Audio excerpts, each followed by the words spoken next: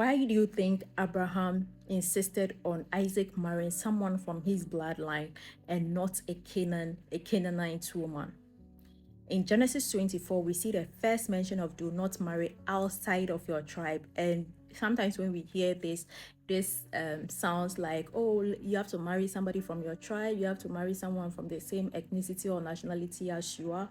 But it goes beyond that, because in Genesis 24, we see Abraham telling his servants to, make sure he marries. But why did he have to make sure this happened? In Genesis 9, we see the curse placed on Ham after he saw his father's nakedness and all of that, and then a curse being placed on Canaan. It is from Canaan that all these perversions came up. We see Sodom and Gomorrah, we see all those bad things were from this lineage. But then, would you think that Abraham would like to contaminate the promise, the blessing, with a curse, with a lineage that has a curse placed on them? That is one thing that stood out to me.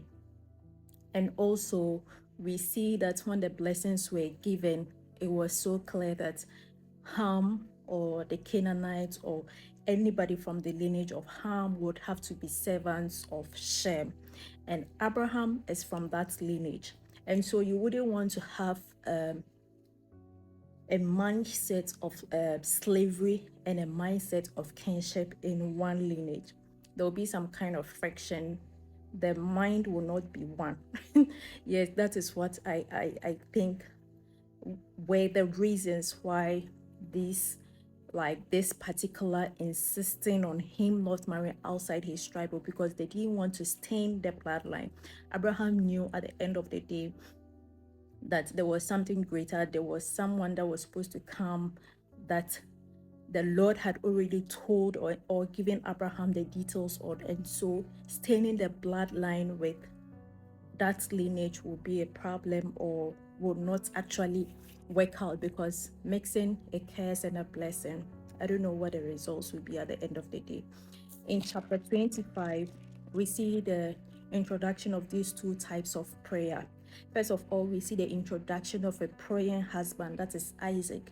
After some years, Rebecca was not given birth, and then he goes to the Lord to plead for his case. That's a prayer of supplication.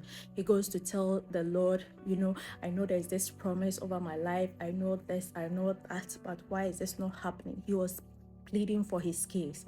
And then we see that when Rebecca finally gets pregnant, she also has she feels